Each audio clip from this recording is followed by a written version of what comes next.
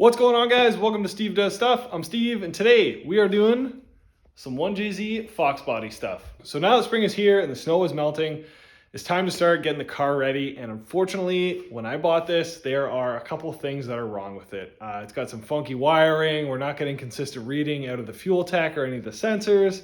It's got a possible slipping clutch, so it's not exactly ready to hit the dyno or go on the road or go to the track. So it is time to start tearing this thing apart and getting it ready for the summer, the dyno, the track, and the street. So let's get to it. It's springtime and the 1J Fox is back on the pegs. And it is going to be staying here for a little while. Same weekend we went to the dyno with Rhett. After doing that, it's very clear that we are going to have to pull the harness out of this. Heard a couple horror stories while we were at Brett of a few guys who make the trek all the way to CM, and then unfortunately they haven't addressed the clutch that's slipping. They put it on the rollers, they load it up, and game over. The clutch is slipping. You just drove 8 hours round trip for a pat on the back. So this thing is going to be on the stands for the next foreseeable month and a half. So while it's on the stands, I figure it's a great time to try and change the oil on this thing because it's not going to be running until the harness is back in it and has a reasonable tune. Now, as highlighted in the previous video, what the fuck? That is where the oil drain comes out right into a K-member. So I am really going to try and avoid that. And how I'm going to avoid it is this beautiful bastard right here. Fluid extractor, oil extractor, it is the bomb. So we're going to suck the majority of the oil out through the top, through the dipstick, and then whatever is left, swap the filter, and then of course drop what's little left out of the bottom of the pan. Looking like just about over 3 quarts is what we can get out of here. You can hear it's sucking away, so I'm gonna say we probably hit the baffle in the pan, and we are still gonna need to drop the bolt and get some oil everywhere. So this is in such a cool spot. Okay, that seems to be the way. It's just gonna be a nightmare. Let's just get over. Okay, we're free. I don't know what's happening. I don't know what's going on. Oh no! Oh no! Oh yeah, when you're good, you're good. I think some of the oil even made it in the pan. Yay! We got bucketage. Alright, not bad. For now, using the same stuff I put in my truck, 5W30. I was told to run 15W50, but for right now it doesn't really matter, and it's really hard to get that oil in Canada. So alright, so it's a week or so later. It is time to fully rip the harness out and send it to somebody who knows what they're doing, because that is absolutely not me. So while the harness is out of this thing, I'm also going to drop the transmission out of it, because if you recall, this thing came with a stage 5 comp clutch. It's a 4/6 puck unsprung, super rigid, like Kevlar carbon ceramic, I don't know. Either way, it's a little bit too much for what I think I want to run on this. Like I said, I'm gonna be running this on the street as well as taking it to the track. I'm not 100% I want all that shot going back through the drive line. It'll be harder on U-joints.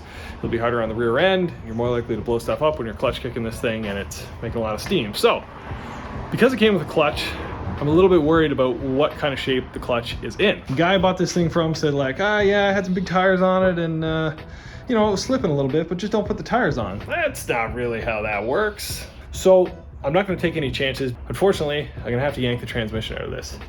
This is a Nissan transmission bolted to a Toyota motor in an old Ford. So this is gonna be a little bit different, and it'll also be a great chance to look and see what the health of the transmission is. If I see a lot of metal in there, pretty good idea to start looking for another transmission. So for reference, this is what I'm dealing with. I gotta get the exhaust out of the way, which fortunately this has a really nice V-band up here, so we can take the mid pipe off, I'm hoping, relatively easily. We got a 1-piece drive shaft that we gotta remove, and then we've got these Mitchie Speed Shop trans mounts as well. So it's a little different. It seems to be packaged relatively well. I am really interested to see what these bell housing bolts are gonna be like. This is a swap and nothing really fits well on the swap.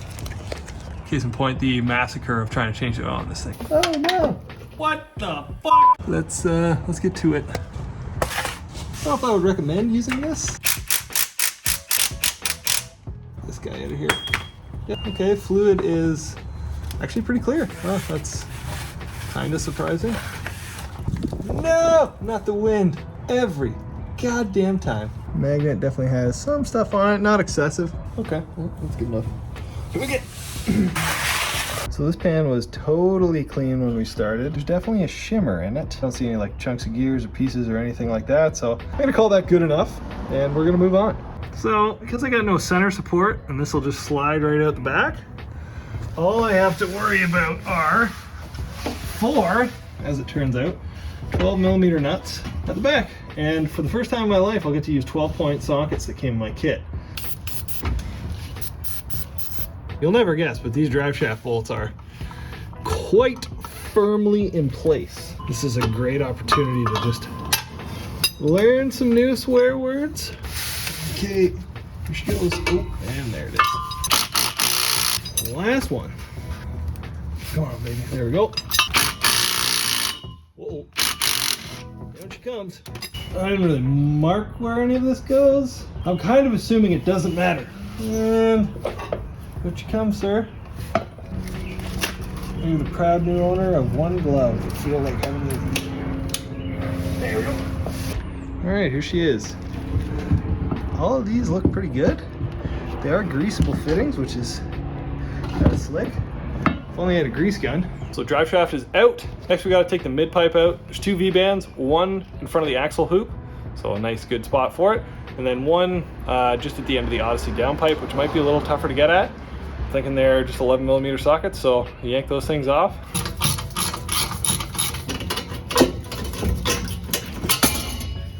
Front one is no big deal. This is actually nice and serviceable.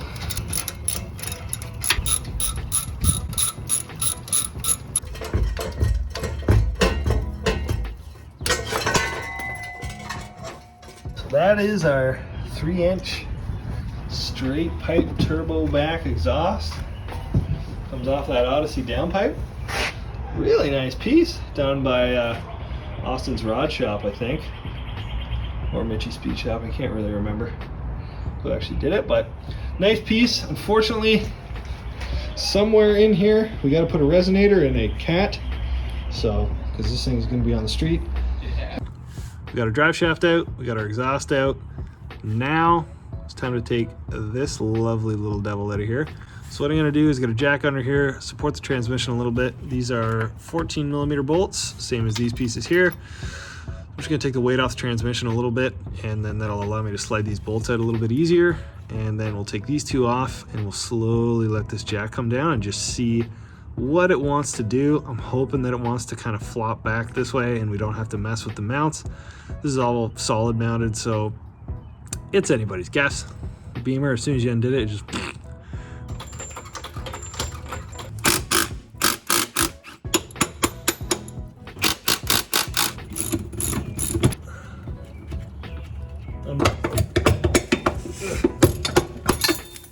Okay. Put some bolts back, pull the trans mount out, put all the hardware together.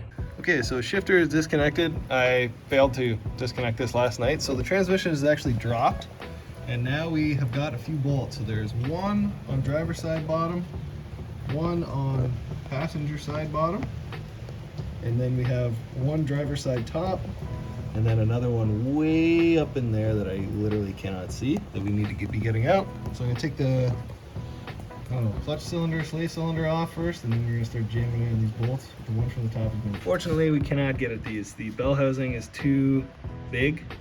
So now we're gonna drop the subframe. Subframe is how many bolts? 8 bolts? 8.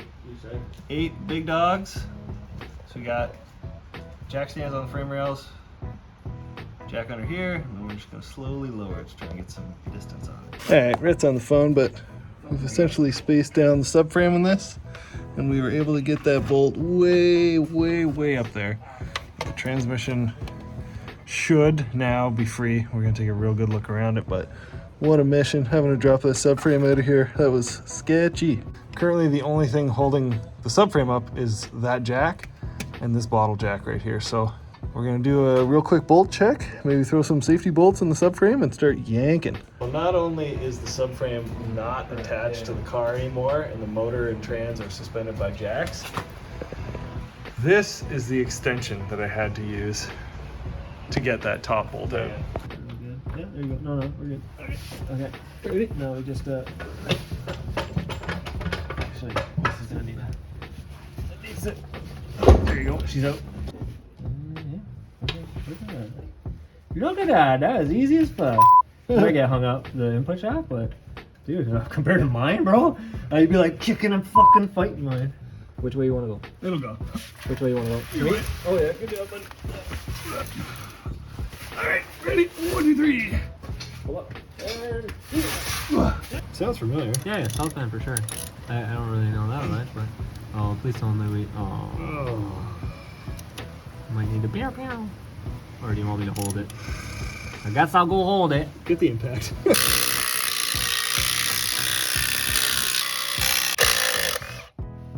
Roll pretty far in though.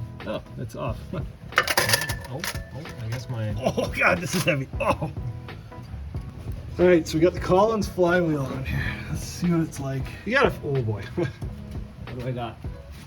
You got to imagine it's 6 years old at the most, or at the least.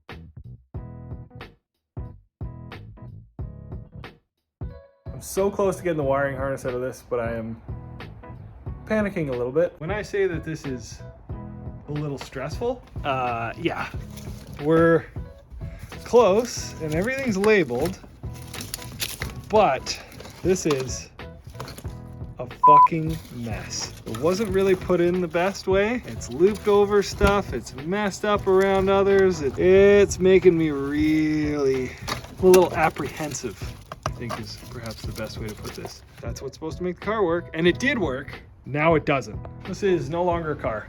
It's a garage ornament, and this is why. Well, that's also why, but moving on. I've got the harness for the fuel tech pulled out, and this is what I have done in addition to label everything, just to kind of keep it organized.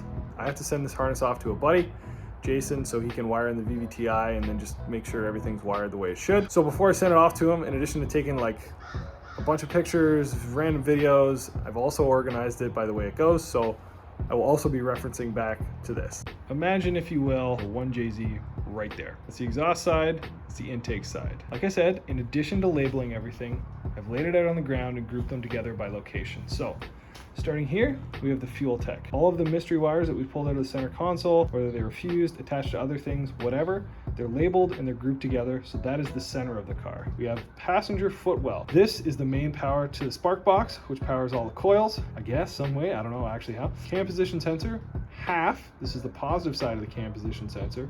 Crank position sensor. Back over, this is the steering column. These are all of the strange internal grounds that I found basically in the footwell of the car. Right in there. Back out, we're popping through the firewall. Everything that attaches to the back of the manifold, we've got back of the manifold ground, we've got the ground for the cam position sensor, and we've also got our IAT sensor. Those are all in this area. We've also got our injector harness, 1 through 6. We've got our TPS sensor right there, our ECT or engine coolant temp sensor. So Jason is going to need to wire in our VVTi sensor, take a look at this, and hopefully we're back in business. That will hopefully be enough for me to remember how this works. So here's hoping that works. So that was a pretty big day. I'm gonna be packing up the garage, downloading some film, and packing my bags because bright and early tomorrow morning we are going to Cayuga or Toronto Motorsports Park for the first shakedown of Rhett's Turbo Beams 86. So that's gonna be a pretty big day, but that's it for me. Thanks for watching, guys. Appreciate you very much. See you next time.